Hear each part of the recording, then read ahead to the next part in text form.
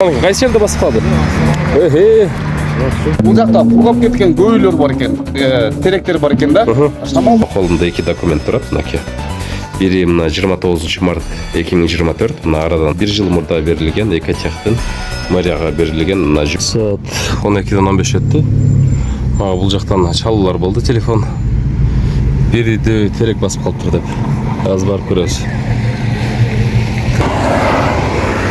Түнкү саат 12-ден 15. Жанагы өткөндө бул жерде бир терек үйдү басып калды эле. Азырда мага чалышты, бул жерде короган терек үйдү басып калды деп. Салам, кайсы жерде басып калды?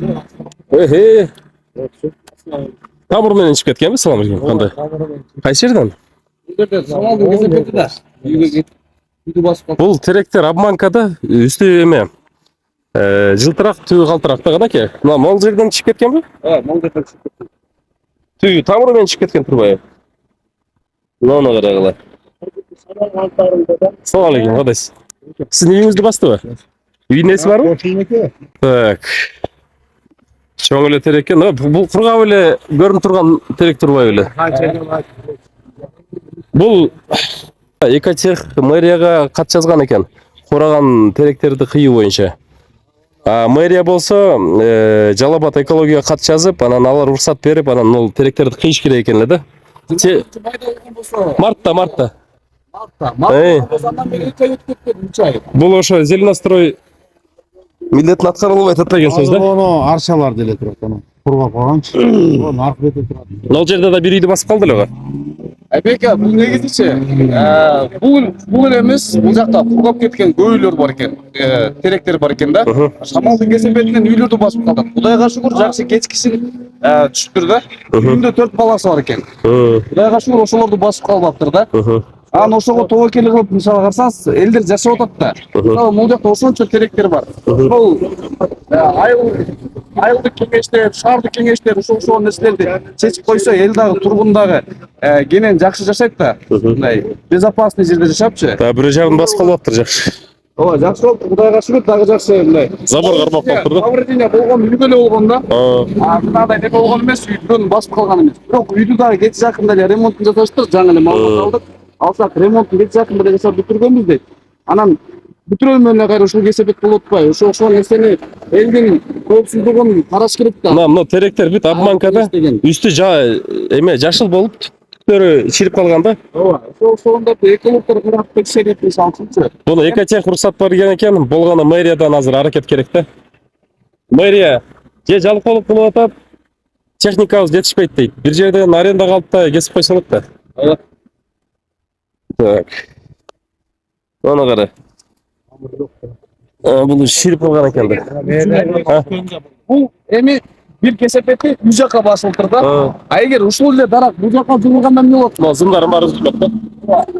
Бул жакта канчалаган ай документтер бар. Ушул токтон кубат алганчы, уну үзүп салып, бирөөнүн машинасын басып Бул зым үзүлүп, бирөө токко урулуп өлүшү мүмкүн да. өлүшү мүмкүн. Кесепети жаман. Негизи ошон үчүн караш керек. Кандайсыз? Жерде дагы бирөөсү бар.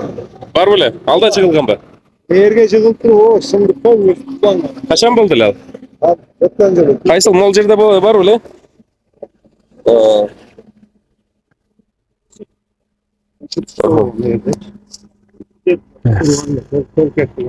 Мына да курап турат. Алыстан көрүнүп турат. Мына карагыла, кураган. Эми бул негизичи жаңы эле жыгылган теректин жанындагы эле бизге көрүнүп турган да. Мындай теректин деген негизи чакырым канча десек туура болот. 5 чакырымдай терек коюлган да. Бул айылдын ичинечи. Эмнеге урматтуу биздин могу жогорку кеңеште же болбосо айылдык кеңеш, шаардык кеңештеги биздин депутаттарыбыз, мэрия эмнеге сөзсүз бир адам өлүш керек, же болбосо мына былтыр дагы үйдү басып калган дейт, ошол маалымат бар бизде. Ошол сөзсүз бир чоң балекет болгондо иштеш керекпи? Келиңиздер ошол нерселерди элдин коопсуздугу үчүн алып салайлы, мындай экологдорго тапшырып, анализин алыпчы. Ошону жакшы болот го дейм Айбеке. Караңыз, бул жанында турган эле бул кургак. Бул деле ошондой. Бул деле сөзсүз жыгылыш керек, анан после пожара келет да. Бул уже такыр эле кургап калыптыр. Но теректердин баары эле негизи болбойт экен да. Баарын алыш керек экен.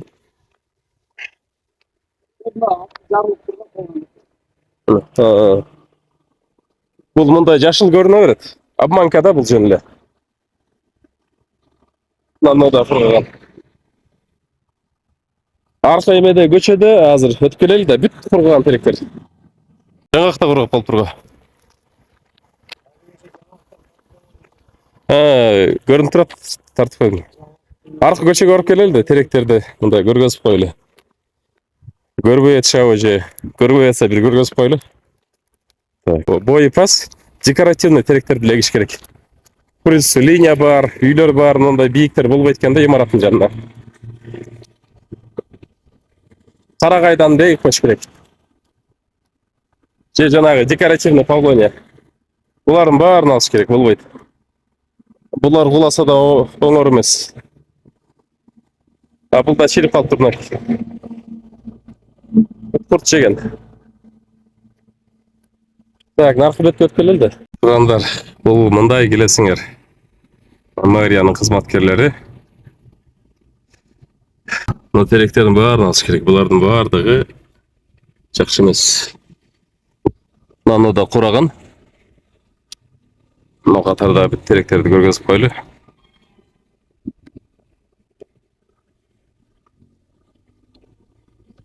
Бул жерде азыр милиция кана. Жана эле алдына келип токтойлу. Бир сыйра жакындан тартайлы азыр. Так, тугандар, айла жок, бул түнкү съемка болуп атат. Себеби түнү жыгылып атат, анан бир сыйра ошол түнү да көргөзүп коелу мына. Булардын баардыгын алып эле салыш керек мына. Курт жеген, булар сыртынан билинбегени менен ичинен курт жеп калат экен да. Мына кургаган болуп турат. Күндүзү келсеңер көрүнөт. Буга өтө эксперт болуштун деле кереги жок мынакей. Бул деле ошондой. Түбү курт жеген, үстү жашыл. Бир жерден союп атат да, бирок мына бутактары бул да кургаган ошондой. Мына бул да кургаган. Мына Домбутанын жанында эски бул жерде милиция кана. Бул жакта милиция кананы басат экен да басса бул. Бул өтө жоон экен. Бул да мына курт жеген. Буга эксперт болуштун кереги жок. Кудай эле жүрөт. Бул тарапта да ушундай. Азыр ылдыйда дагы былтыр жыгылган жерди көргөзгөн. Бул дагы магазиндин жанында жайгашкан, бул да курт жеген. Мына бул да курт жеген. Мында алмаштырыш керек. Басса ушул магазиндерди басат экен да. Бул жерде антип жаш балдар бар. Бурулабыз. Так, мэриянын кызматкерлери жашылдандыруу боюнча. Мындай келесиңер, бул жерде да мына үчөө турат. Муну да алыш керек. Булар жакшы эмес. Бүт эле сыртын актаганы менен маселе чечилбейт тугандар. Так, аналарды бүт алыш керек. Мына да бирөө кургап турат. Банянын мына бурчунда да бар бирөө кургаган. Так, бул теректер. Буларда мына курт жеген былтыр мэрия келип, ошондуктан ол жерде бул теректи кран менен кесишкен, бирок алышкан. Ону аягына чейин жеткизбей, бул жака линияга илинип калган да. До конца чыкпай. Анан ошондой кран менен алышкан, бирок аягына чейин чыга алышкан эмес. Былтыр эле техника жок болчу, мына быйыл да техникасы жок болуп атат. Сурасам, айыл башыда техника жок дейт. Мына, муну карагыла. Бул да курт жеген. Мына бул да курт жеген. Бул жерде бизде Мамаджан Алыкулов атындагы мектепке ушул жерден окуучулар өтүшөт. Мына линияны эгер баса турган болсо, зындар үзүлө турган болсо, мына жерде канчалаган адамдар өтөт. Мына бул да курт жеген. Аябай калың. Бирок мына кургап да калган. Көрүнүп турат. Бул да кургаган. Кыскасы тугандар, бүтүн ушул катардагы мондой теректердин бардыгын алып чыгыш керек да. Пожарник болбой. Экотехте Жолдош деген жигит 29 мартта уруксат берген дейт. Мэрияга кат жазган дейт, бирок тилекке каршы ушулга чейин азыр жылыш жок да. Эми эртелет келе. Техниканы бир жерден арендага алып да болсо, рес менен сүйлөшүп, буларды эртелетпесе, да бир жагын басып калбасын. Анан бул жерде азыр баня бар. Анан Жолдан өтіп баратып көрдім эле, мынанын арасында курттаган теректер бар. Шунун баарын кесиш керек. Мына бүт мына бактарактардын баары кургап калган да. Мында курт жеп коюптур. Мына жерде больницанын жанында дагы бар теректер. Кыскасы туугандар, шунун баардыгын ол базар коргон кеңеште бир сыйра профилактика кылып чыгыш керек экен. Булардын баарын алып салыш керек, болбогон теректер экен. Мына катардагынын баарын алыш керек. Көп жылдык, бой өтө бийик эмес. Оңой менен курт жебеген. Анан эгип алга эккенден кийин жакшыраак караш керек. Сугарып, анда арылап туруш керек. Assalamu alaikum туугандар, мына колумда 2 документ турат, мынакей. Бири мына 29 март 2024, мына арадан 3,5 ай өттү, жылыш жок. Мына бул 1 жыл мурда берилген Экотехтин мэрияга берилген мына жобу. Мэрия ошол Экотехке кайрылган экен, ошол кураган дарактарды кыюу боюнча. Экотех ошол Ош-Бишкек жолундагы кураган дарактарды кыюу боюнча мына өзүнүн катын жообун берген экен. Дарактарды кыйып тазалоо техникалык коопсуздук эрежелерин сакталсын дептир. Тандалган дарактарды тазалоо Кыргыз Республикасынын токойлорду кыюу боюнча жолдонмосунун талаптарына ылайык жүргүзүлсүн. Кыйылган дарактардын ордун толуктоо үчүн көп жылдык декоративдик бактарды тигүүнү сунуштайт дейт. Жолдош Искендеров мынакей даярдаган, башчысы Юсупов дейт. Ошондой эле мынакей 29 мартта берилген. Ушундай эле. Жаңысы. Демек, 1 жылдан бери жылыш жок туугандар. Бул маселенин мындай чечүү жолу мындай экен да туугандар. Жарандар мисалга мэрия ошол Экотехке кайрылып, ушул жерде кураган дарактар бар десе, Экотех ошол мэрияга мындай жооп берет. Анан булар атайын комиссия түзүп, ошол кураган дарактарды тизмелеп, анан ошол Жалал Абад экологиялык башкармалыгына кайрылып, алар уруксат берип, анан кесилет экен да. Ошол зеленостройго айтсам, бизде техника жетишпейт дейт, кадр жетишпейт дейт. Ошондой каражат бөлүнбөйт дейт. Ага каражат бөлгөн ким бул? Же депутаттар да күнөөбү? Ошол техникага акча бөлүп бербеген, же мэриянын өзүндөбү маселе? Муну эртерээк терештириш керек. Эгерде мисалга зеленострой өзүнүн милдетин аткара албай аткан болсо, же алмаштырыш керек, же ал зеленостройду жаап эле салыш керек да. Бекер эле мындай штатты көбөйтүп, ошо элдин төлөгөн налогунан айлыктарды алып, бекер эле кармап отурбайчы. Же бул мына 1 жылдан бери, мына арадан 1 жыл өттү, бул маселени чечиш керек да, эрте эле кеч. Азыр күнөөлүн издегенден уже кеч болду. Дагы бир ошол кураган дагы бир шамал болсо, өткөндө терек шамал болбой эле кулаган да. Мындай каттыраак шамал эгер келе турган болсо, дагы бирөө жаранды басып калбасын да.